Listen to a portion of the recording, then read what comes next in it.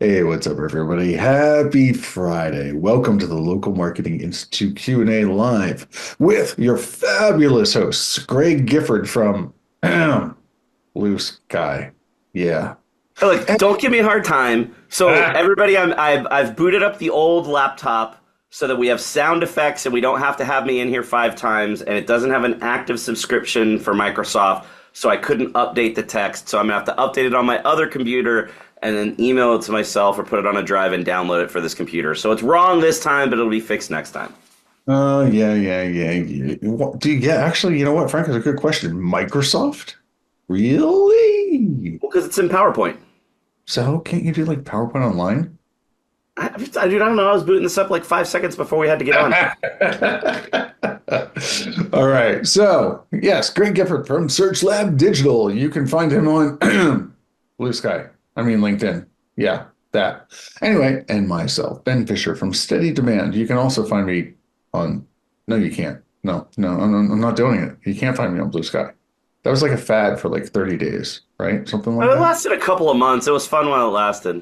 Yeah. It was this new shiny, it was our way of stabbing Twitter, and getting I alpha. tried hard to make it work. It's just it then never caught on. No, but LinkedIn did, thankfully, Yeah.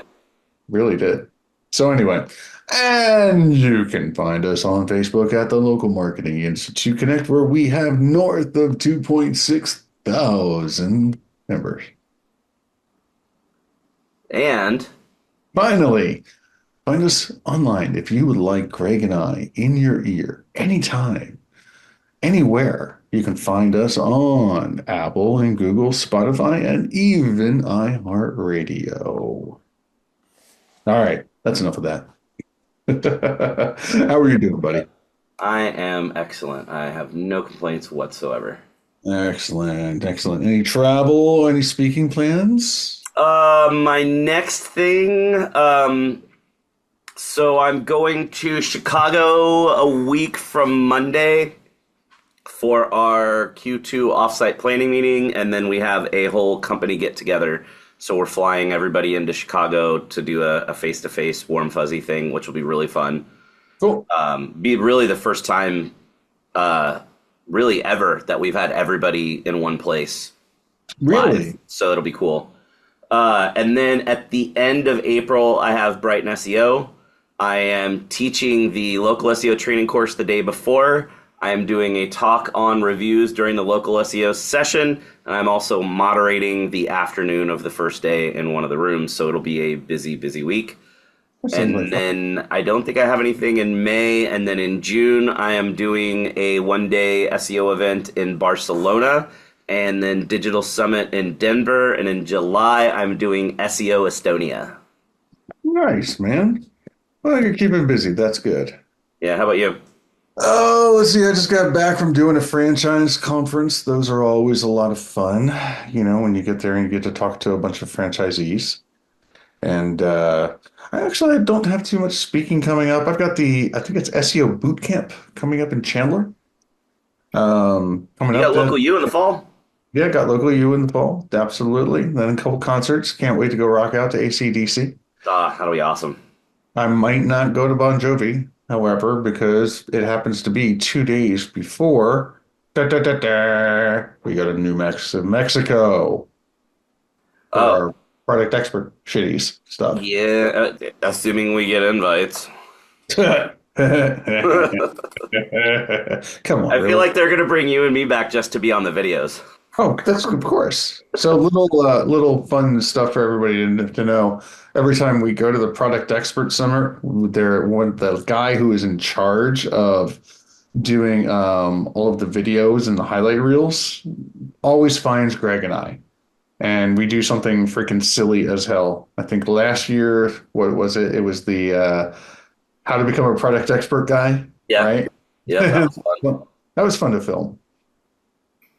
So, and yes, Frank, in October, it's going to be in Dallas, actually. I think it's what the Details are there. It's a Oh, stellar yeah. lineup. I will be the MC. We've got Holly Starks, Ben Fisher, Brad Weatherall, Brandon Schmidt, Joy, and Elizabeth Rule all speaking. So it's going to be a killer day. Yep. That's going to be a lot of fun. Yeah, and actually in Chandler at the SEO, whatever it is, thing, it's actually Joy and I are going to be on stage yelling at people and telling people how much Google sucks. So, yes, Frank. That deserves a. Ah, yes. All right. Should we get into this or should we job on a little further? I mean, we could jaw about it a little further. Everybody, for sure, make sure you drop us questions into the Q&A widget or URLs if you'd like an audit, or if it's a competitor that you'd like us to roast, drop us the URL or the business name so we can do that. So we have one question left over from a previous episode, but it doesn't look like the person that asked it is here today, which means it's up to all of you whether this is going to be a very short episode or one that lasts the standard hour. So get those Yep. questions in. All right. Let's see if we have any quick shout outs that we should do. Let's see. We've got the Donna. How's it going, Donna? All right. And then well, we got a lot of new faces. Hey, Sheila's here. Of course. We have Stephen some is new people, though. Hello Jan to all of the here. newbies. Yeah, exactly. Welcome, welcome, welcome. Love to have you. All right, man. Let's get started on You know, this thing. since we didn't talk last week, have we talked yet about the update to the restricted policy content with reviews? Because that's kind of a big deal. Go for it. So I think the thing that for sure we work with a lot of car dealers, but I know this applies to a lot of other businesses too. Google now specifically makes it against the rules to tell people what to put in the reviews, which it kind of always has been. But the guidelines now very specifically say you can't even tell people what name to include in their review.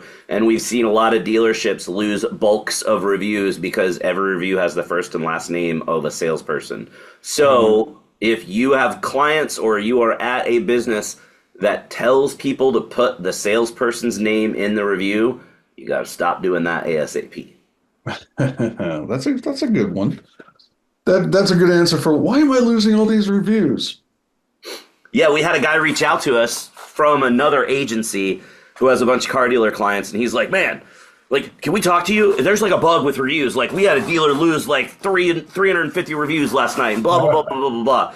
And I'm like, no, it's not a bug, but the guidelines got updated. And I'm like, and I'm looking at this guy's reviews, and he's lucky he only lost 350 because literally every single review mentions at least one staff member by first and last name, which is absolutely not a natural pattern. And you know why, right? You know it's because they're giving an incentive to get these reviews. Yeah, And so and the dealership, and even if they're not giving an incentive, dealerships and or businesses in general think that it's great if somebody's name appears in the review because then a customer can come in and ask a person by name.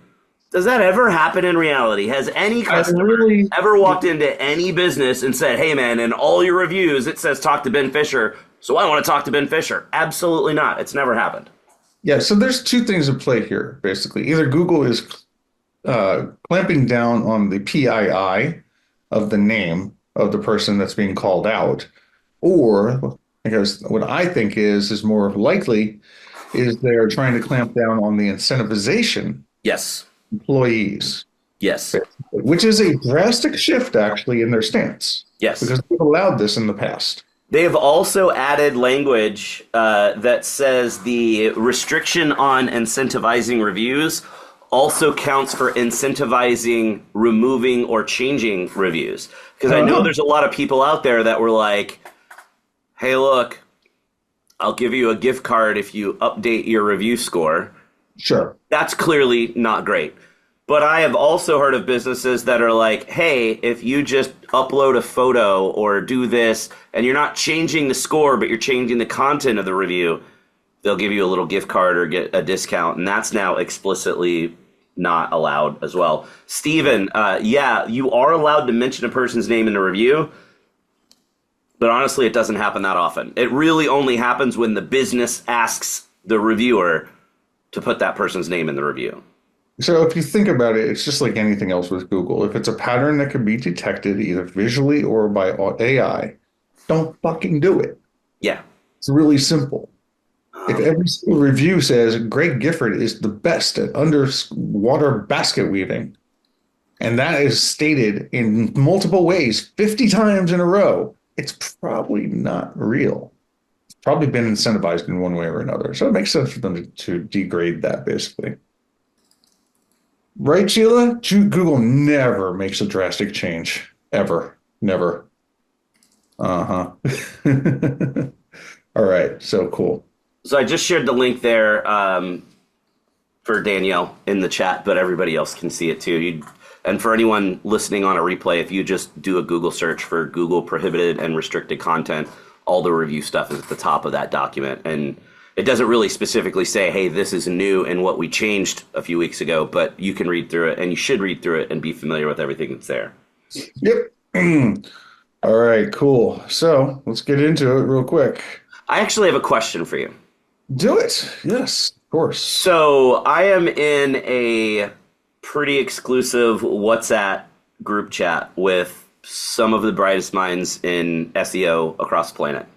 Uh-huh. Basically, it's the G50 SEO Oktoberfest group of people. And someone tagged me in something when the announcement about the Ask Maps feature being released came out. They posted it in the group and tagged me and said, what do I think? And I said, well, for me personally, I don't use the Google Maps app. I just don't. Like, if I'm somewhere and I want to find if I'm traveling and I want to find a restaurant, I'm going to either search in Apple Maps because that's my preferred app, or I'm just going to do a Google search and look at what's in the map pack. So it doesn't really affect me. And they were all like, oh, I only use the Google Maps app. I don't ever search for businesses on Google. Do you do that too? Or do you? So if you're traveling, let's say we go to Mexico City this summer and we're getting together for dinner and we're trying to decide where we want to go. What's your default behavior? Are you going to pull out Google Maps app? Are you going to do a Google search? Are you going to go to ChatGPT or Gemini? Like, what would your default behavior be, Ben Fisher, if we're in Mexico City and you're looking for a place to go eat? Oh, maps first. Really?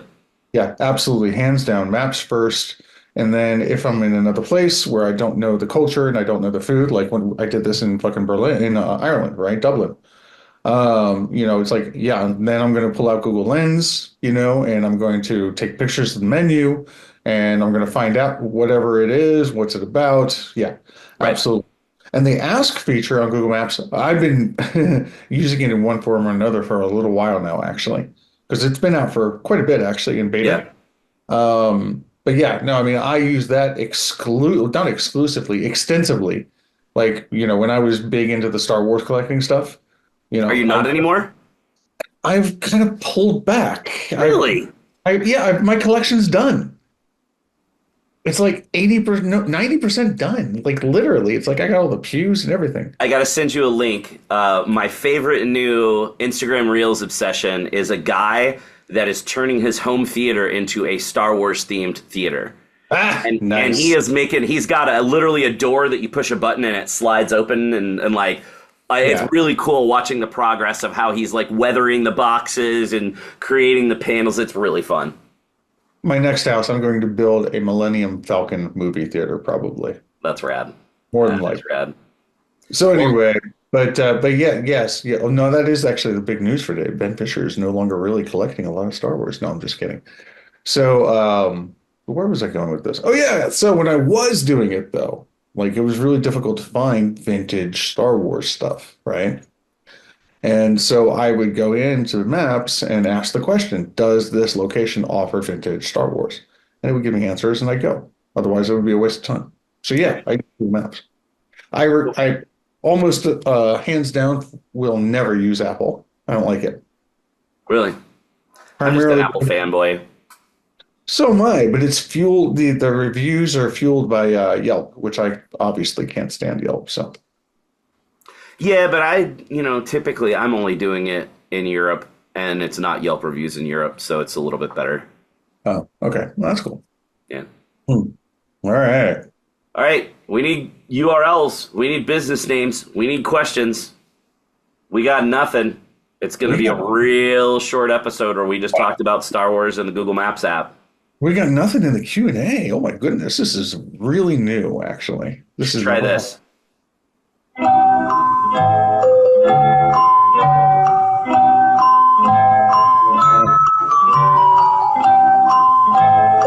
that didn't even work. We got Okay. nothing. All right. Everybody's So, quiet today. Oh, we got one. all right, we got one. Okay, excellent. Yay. Thank you, Russ. All right, everybody. If you want us to hang out here for more than 15 minutes, then add your questions into the Q&A. Give us links about things you would like us to audit, or if you'd like us to roast a GPP, la la la la, then give us the GBP link and we will roast it. Doesn't have to be yours, by the way. It could be one of your competitors. Oh, by the way, you know that law firm that we've been talking about for like the last couple time episodes Yeah, with the sleazy guy from, from whatever, from Annapolis or whatever his name is, yeah. from Las Vegas. Dude, he's advertising all over the fucking place here in Phoenix. Is he really? It's so annoying. I mean, it's like I'm on the highway. I got to stare at this guy's fucking face. I mean, like, I guess it's working because they're spending a bunch of money and they wouldn't be doing it if it wasn't working. But golly, man, that like No, I somebody just, needs to just be like, bro, pump the brakes. Your brand is not cool. it's like, dude, you look like a fucking scumbag who wants to rape somebody. Sorry to say it like that, but that's what he looks like. That's horrible to say. Frank Sorry. emailed the address. Well, oh, I don't know thanks. what you mean by that, Frank. Well, let's hit. If Frank just put his question into the chat, so we can hit that in a minute. Let's do Russ's question first. Russ wants to know what your thoughts are on Google's new AI response recommendations. I believe what he means is the AI review response. I believe that's what he's talking about. Because that's the only thing that's new, and that's the only thing response really. Yep, Okay, Russ. yep. What do I think about it, Russ? Well, it's very simple. Um, we are going to. It's kind of interesting where reviews are going to be in about 6 months, I think, Greg. Here's why. We've talked about this before about AI talking to AI, right? I just recently did an article where I have a customer's voicemail where it was literally an AI receptionist. Did you read the article? Yeah, AI receptionist and AI and Google AI calling, and they were both talking to each other, right? Hi, yep. I'm Google's AI. Hi, I'm an AI receptionist, and it's hilarious. Go listen to it. Um, so in this case, I look at it the same way. It's going to be potentially a lot of people writing Google reviews with AI and Google AI just automatically responding to it. It's a freaking review. It's not that complicated, right? It's a short piece of text usually, for the most part. It's easy to understand for a machine. Yeah, it's going to probably work just fine for the most part. There will be some instances where it just doesn't work very well at all. That's for sure. So you should keep your eye on it. But you know what? Marketers are lazy, man. They're going to use this feature. But also, how hard is it to say, "Hey, thanks for the great review, Ben"? If somebody gives you a 5-star review, right? It's not that hard, but I No. can see how if you have one person working on a multi-location business, even that simple reply at scale can take a lot of time. So cool. Use the AI to make it a little simpler. I, at this point, would not trust AI to write a response to a negative review, though. I do. You Well, do? actually, no, I take that back. I don't. No, I don't. I have taken a negative review, written highlights of what I want AI to touch on, and then had AI pretty it up, basically. Sure. But you wouldn't just trust it to, here's the review, just write a response, go post it. Heck no, of Yeah, course no not. way. Because there's context, right? Yeah. And, LLMs do not contain context, Yep. period. And they definitely don't contain any emotion, right? So, yeah. So I think review responses are going to be very interesting, Yeah, they're going to be interesting. Yep. So, but at least we won't see the lazy review responses that we see today that are done with AI, where somebody's like, I think it was Jan who posted this recently, an image about this, but where the review actually starts out by saying, here's a polished review response for Yeah, you." like it's so funny to see even like blog posts that still have the absolutely here's your answer at the top of the blog post. Like they're just not even they're copying the entire response that ChatGPT or whatever is giving them that includes that message to you before the actual content. It's just silly. Yeah. So I agree, man. All right, Frank says he sent the email to the email that we said we're supposed to send questions to. But his question is in a niche we work in, which is a service business, it's being overrun by blatant scam that has a stream of daily fake reviews, doesn't actually exist, and takes over the rankings immediately. When we report and they remove, they are able to get it reinstated. Frank, can you tell us what type of service business it is? And not to mention that's way too many variables and it doesn't make any sense. What are you talking about? A spam listing? Are you talking about spammy reviews? Are you talking about somebody who's suspended because your Well, I reviews say think he's saying it is a spam listing for a location that doesn't exist, but they're also getting a bunch of fake reviews, and when they report that it's not real, it's getting reinstated. what's getting reinstated? The The fake reviews. profile. The fake Was, profile. Yeah. So yeah, that happens all the time. This is normal. Even though that they're scammy or lead genny or whatever they are, no matter whatever the reviews, etc. Yeah, I mean, so you're reporting a network and they're proving to Google that they're a real entity. They're good at faking it. That's really basically what it is. I yeah. don't know what we're looking for. There was no real question here. Well, I think he So was just wondering if there was any other recourse. maybe, uh, But yeah, yeah, Frank, it is difficult for a difficult. business. Spammers make it tough Absolutely. on real businesses, unfortunately. Frank, unfortunately, the reason why Greg and I are kind of blasé about it is because we've been seeing this shit for over 10 years, man. Google doesn't care. Yeah. So, Yeah, and fake reviews are just going to get easier now that you can have agents that operate. You know, you could set up Claude Cowork or OpenClaw to just go out and do stuff, and it's operating from the browser on the machine that it's on. So there's not really a way to detect that it's AI if you know how to code it correctly to look like a human, which means it's going to be really easy for the spammers to just go do a bunch of fake stuff.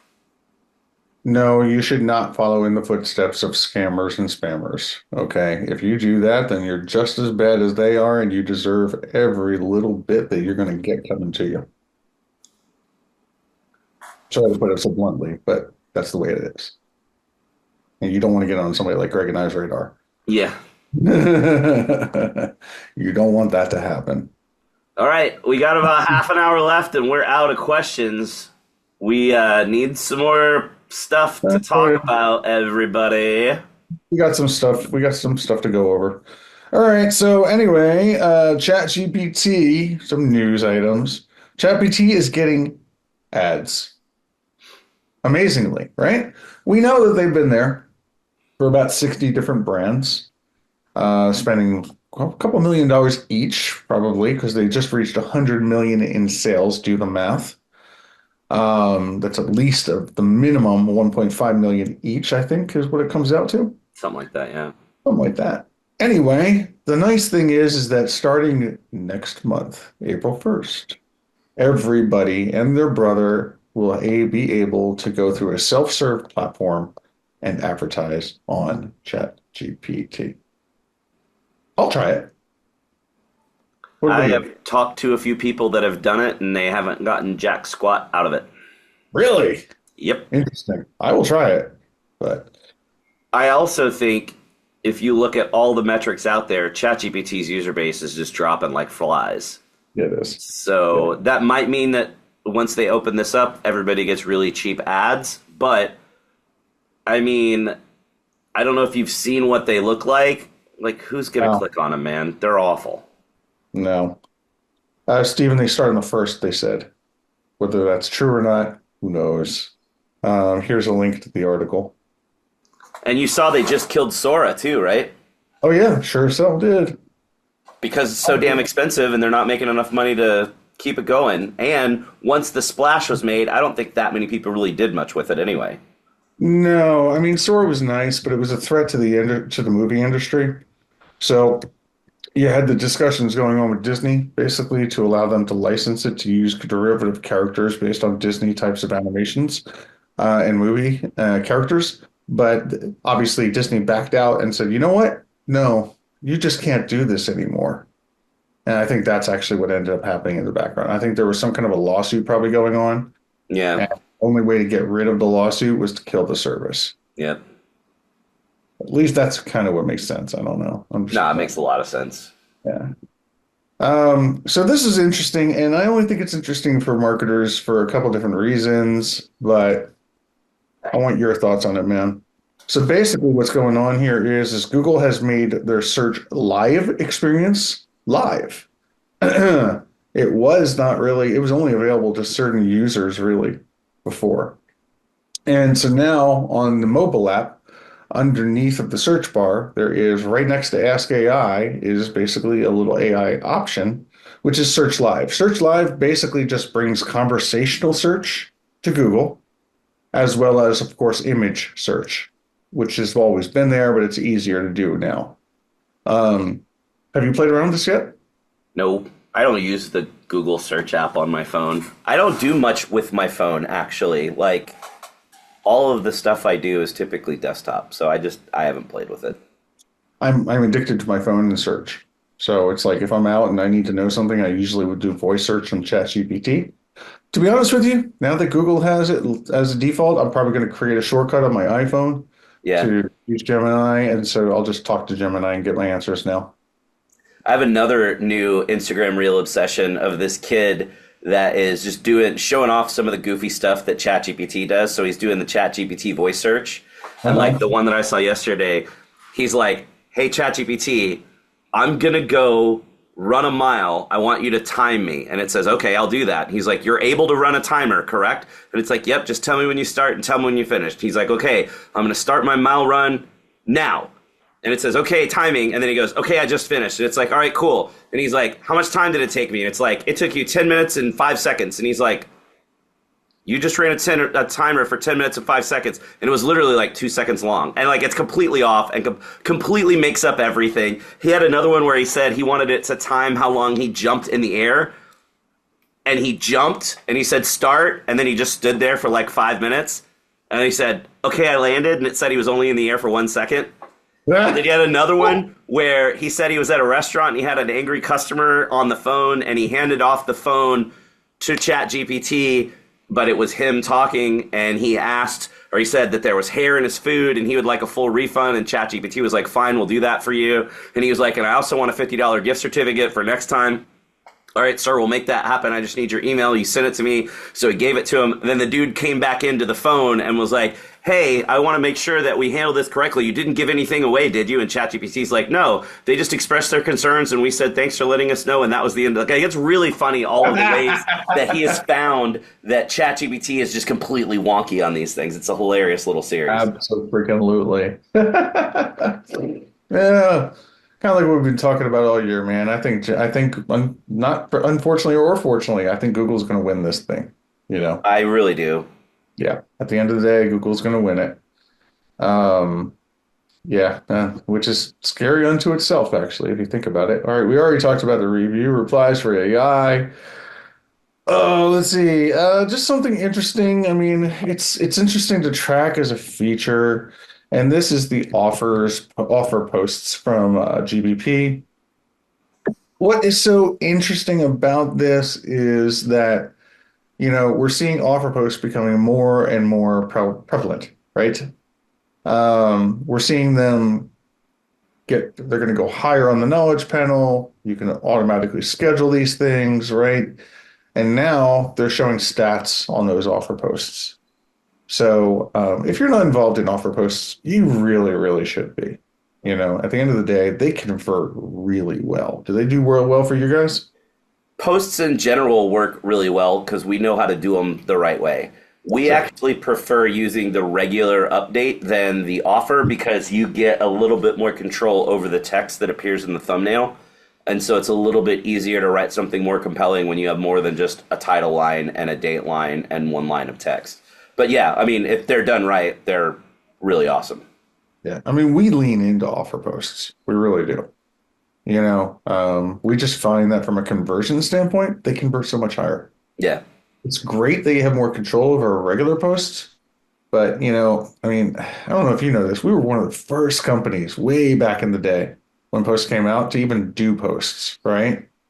And they've been great for a long time, but everybody's like, oh, well, is there a ranking effect? No, there's no ranking effect. Sorry. But does it convert? Yeah, they yeah. convert. If you Absolutely. do them right, they convert. There's a lot of people out there that treat it like it's just Instagram and share goofy, dumb BS there. And of course, it's not going to do anything for you then. But if you're sharing something compelling, they're awesome. Yeah, exactly. Exactly. All right, cool, man. So let's see what else we got. That is that. Ads on Apple Maps are coming. If anybody's interested in that, I mean, we all know that Greg will have his attention on those ads, obviously. So, but yeah, Apple, I don't know. Are you going to run Apple ads for your clients? We might for some, yeah.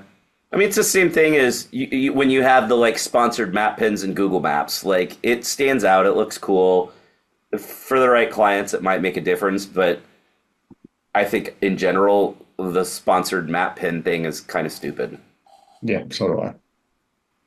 Oh, let's see, man. And then the last thing is we do have a question. This was from before we started. This one is by Oliver. So let's see, is Oliver here? Oliver's not here. Oliver, you should have showed up to get the answer to your question live. Oh wait, so Well, so he says, Greg, sorry, I can't ask my question live. Your Q&A is at 3 a.m. my uh, time. well, then, Oliver, it is totally okay for you to not ask your question live. What is 3 a.m. right now? What time zone is that? I am gonna go Google. Australia, man. He's in Australia. Oh, gotcha. So his question, though, for you, I want to change the name of my law firm to feature my surname, i.e., Doolin Wagner Family Lawyers to Doolin Lacey Family Lawyers. I have a new website that is currently being built. How can I change the details of my existing GBP without being suspended? Ha ha! And the answer is you cannot, sir. When you change the name of your business profile, you have a currently established business profile that has been in existence and verified for a certain period of time, and now you're coming and you're completely changing the name of that business.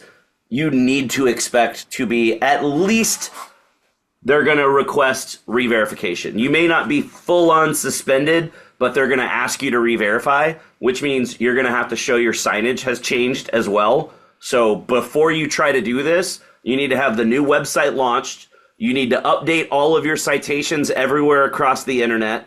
And you need to make sure that you have your signage updated so that the website, logo, and name match the permanent signage on your building slash office, which match all of your citations. And then you try updating the GBP name. And that's the most likely to only ask for re-verification and not cause a suspension. Yeah, yeah, exactly, exactly. Just get everything ready. That's all you can do is just get everything ready for a suspension. But those are all the proper steps. Absolutely. Oh, here's a good question from you from Christy. For Okay. one of their clients on the GBP, they are unable to do an offer post. They only have the option to do an event or a regular post. What can they do to enable the option to do an offer? That's a good question. What's the category, Christy? You're live. Put it in the chat, please. It's usually category dependent. Med spa. That would be why. Med spa, like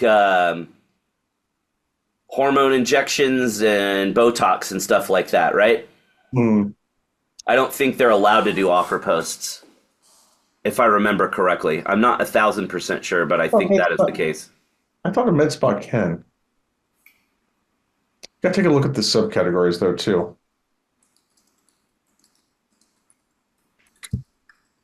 Let's see. Yeah, you'd have to take a look at the categories and the subcategories. All right. So, let's see. Posting images for medical treatments. Get the images. Yeah, that is true. There is a problem in the medical industry with treatments and stuff like that. Images. I agree. All right.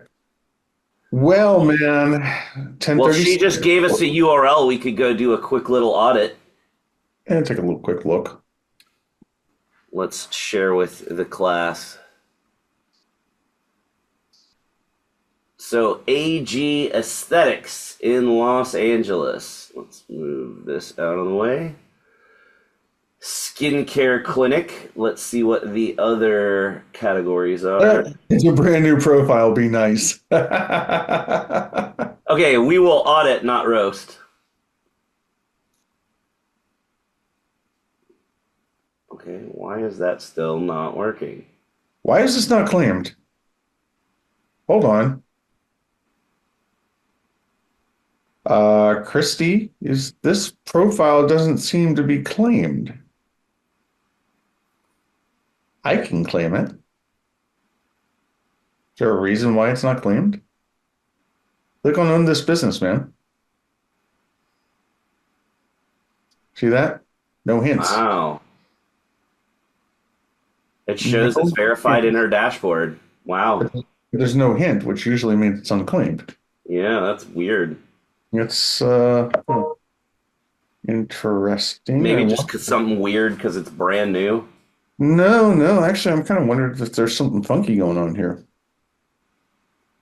For sure, on your posts, you need to have some sort of a CTA. Like call now, learn more, do something to push them to the website. Because don't expect that people are going to sit here and scroll through these. So you want to have something like at least that one has book. But yeah, you want to make sure you've got something there to drive people through to click through, especially if you're not able to do the offer post to get something there.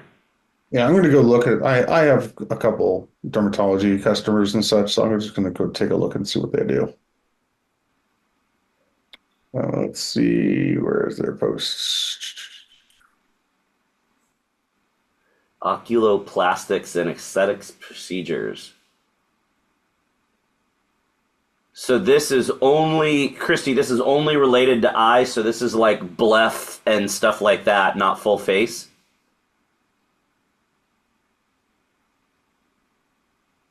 Full face too. Okay.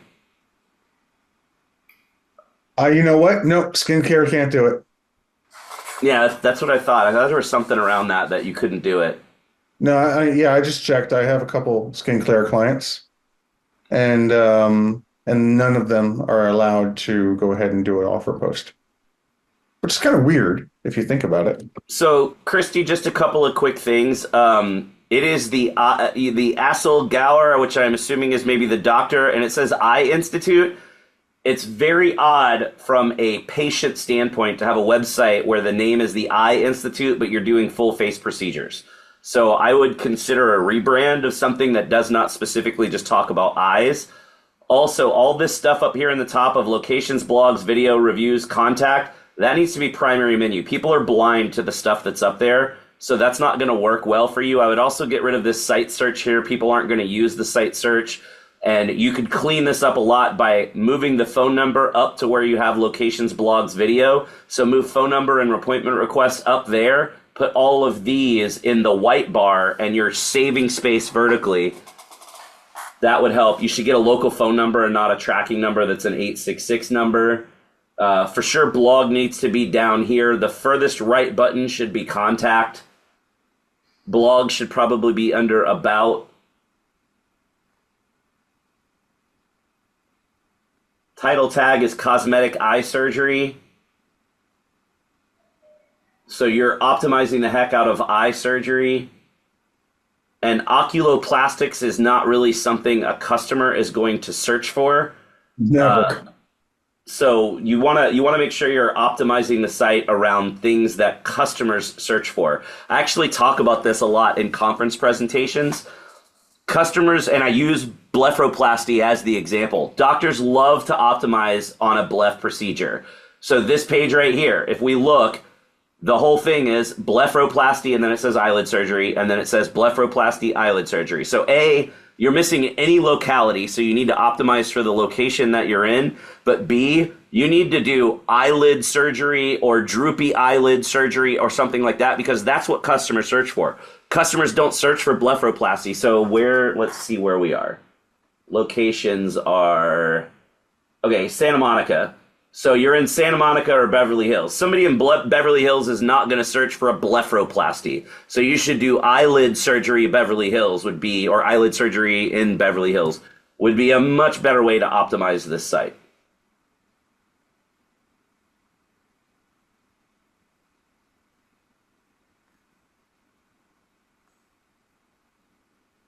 Okay.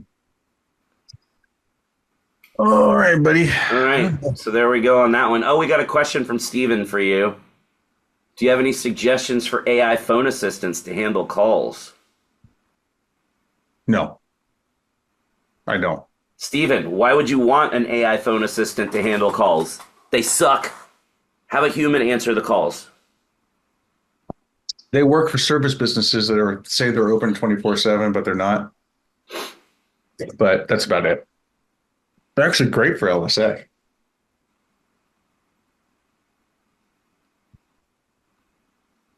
Not enough manpower. Well, if you don't have enough manpower, I would solve the manpower problem and not go hire an AI.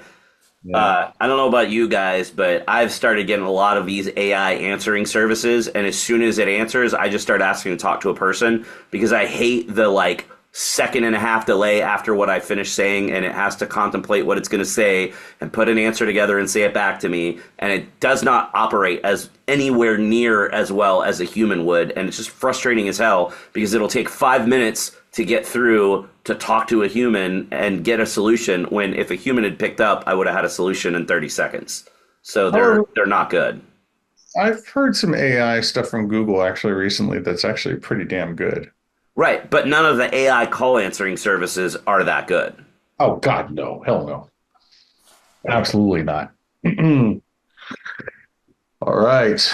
Well, my friend, I think we are done for the day. We call it early and give everybody an early start to their weekend.